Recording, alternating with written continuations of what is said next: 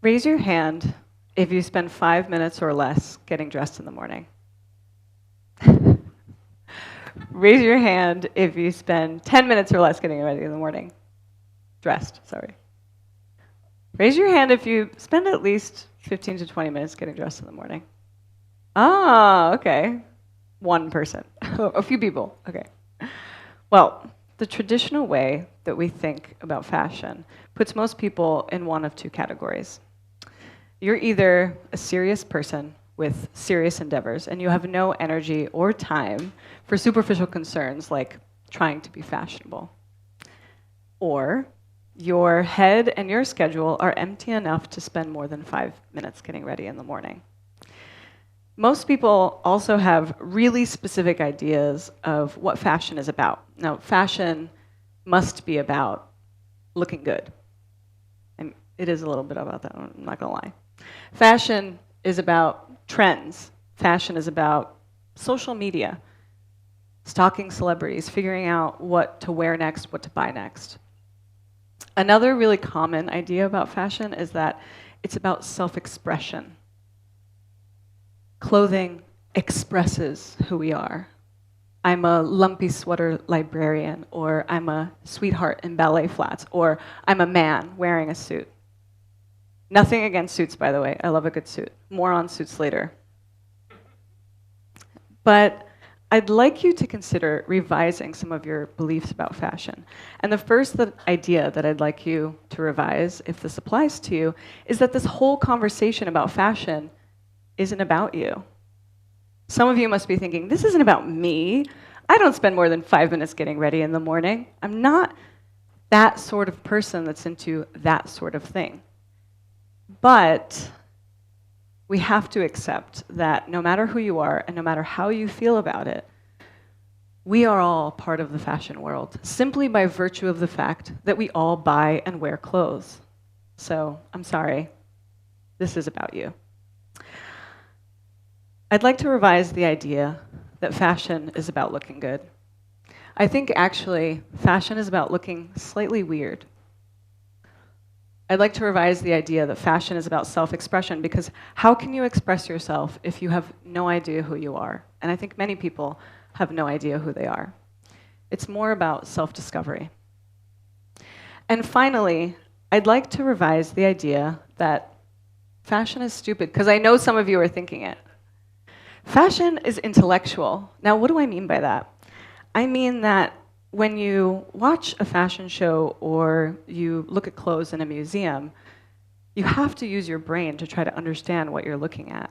Now, most participants in the fashion world, that's you and me, the consumers, don't do the thinking. We don't do the intellectual part. That's kind of a closely guarded thing that's preserved for the privileged few, mostly people who work in the fashion industry, like designers, such as Miuccia Prada, Italian billionaire head of Prada and creator of Miu Miu. She says that everyone who is smart hates fashion, says it's such a waste of time. She says that intellectual, intelligent women are afraid to be associated with the fashion world because it's supposedly frivolous, it's vain, it's focused on the externals rather than the internals. But there's no denying that when you look at a fashion collection, you have to use your brain. You're trying to figure out the designer's purpose or message. You're trying to look for symbols to decode. You're trying to figure out what the designer is referencing, historical time periods perhaps, or cultural phenomena, or books or movies, or even the work of other designers. You have to let them take you by the hand and lead you through their world. You have to be open to possibility, open to the idea of reinventing something that you once believed. You have to be open to possibly being taken somewhere beautiful and meaningful by the artist. And you have to balance all of this with a healthy amount of skepticism. You always have to ask, what are they selling me? But most people just don't have that relationship to their clothes or to fashion. Even Prada admits that she's worried fashion is actually very dumb and a huge waste of time. And I would say that if you're kind of just the average person who buys clothes because you need to and you're trying to look normal, fashion can be a very mindless subject. But choosing what to wear, which is something that we all do every single day, can be a kind of mental exercise. One that's often plagued with practical questions like, is this too hot? Is this too cold? Will I be cold? Sometimes the questions are more self-conscious ones, like, is this too loud?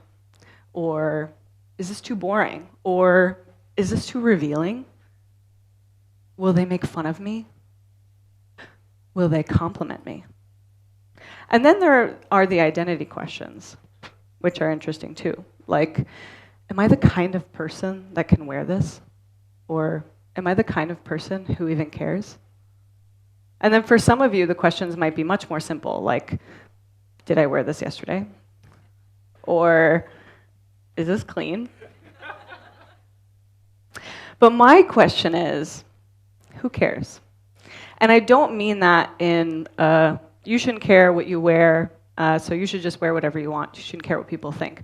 I really mean to ask, who cares? Do you care?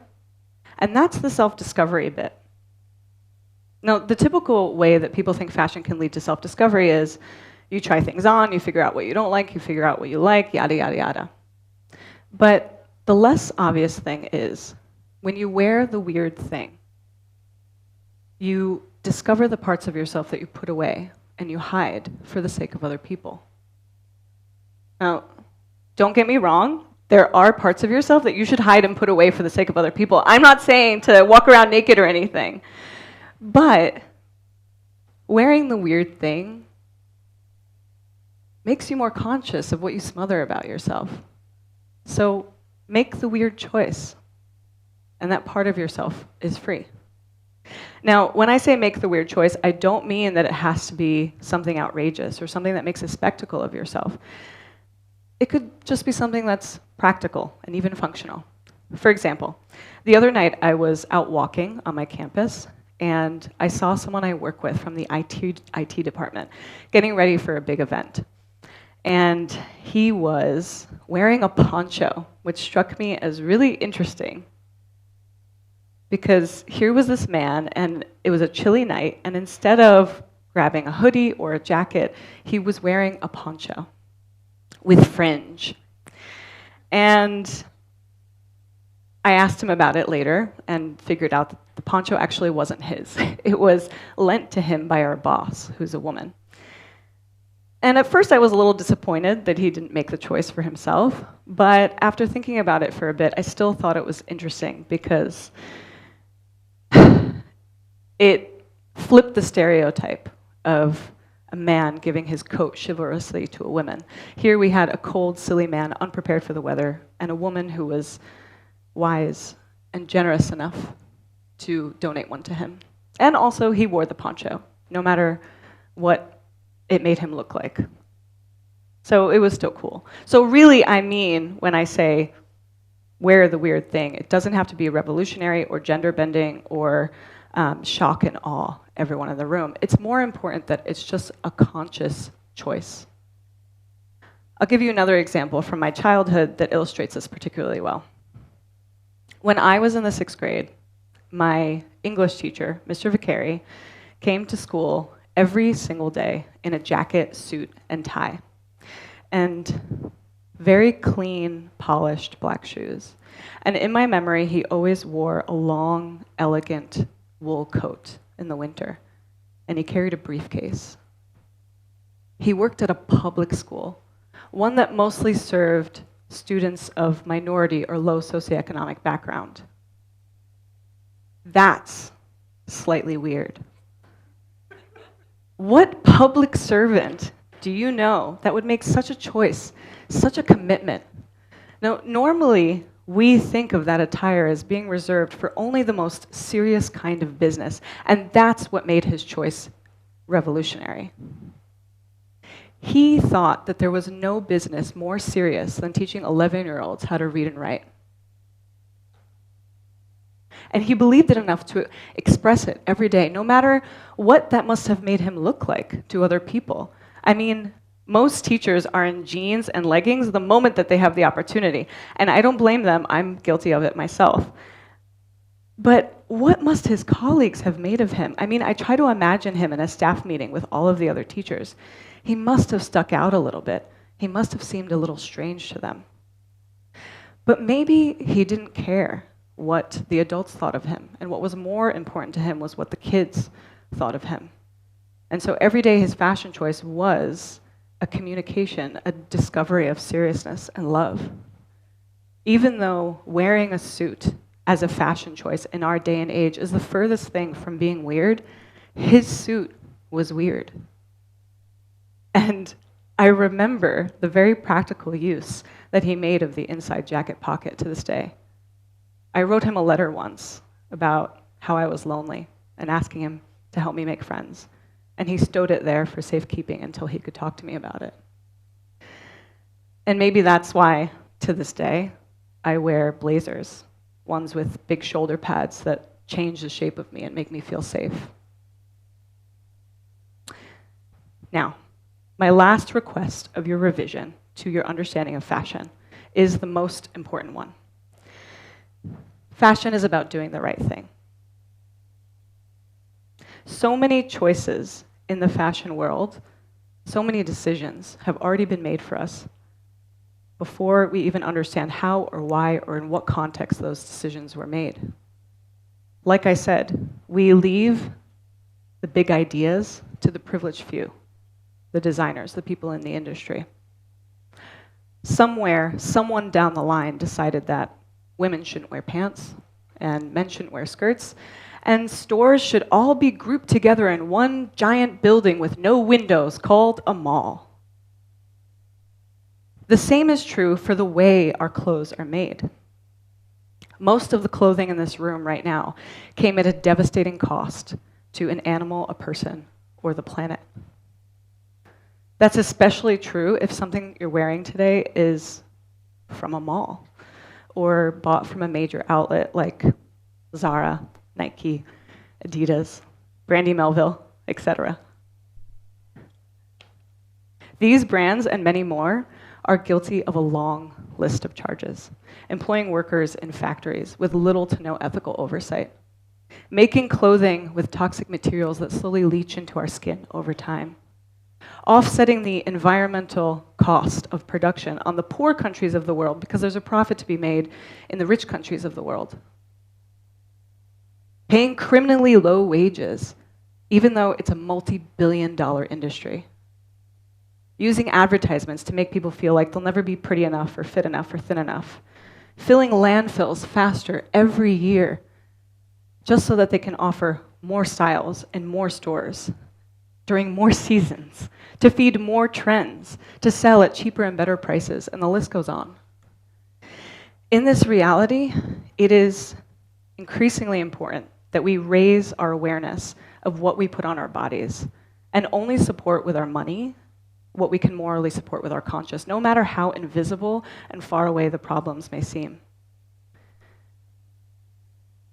Now, no one's perfect, okay? I own more than one item from one of those brands that I just mentioned.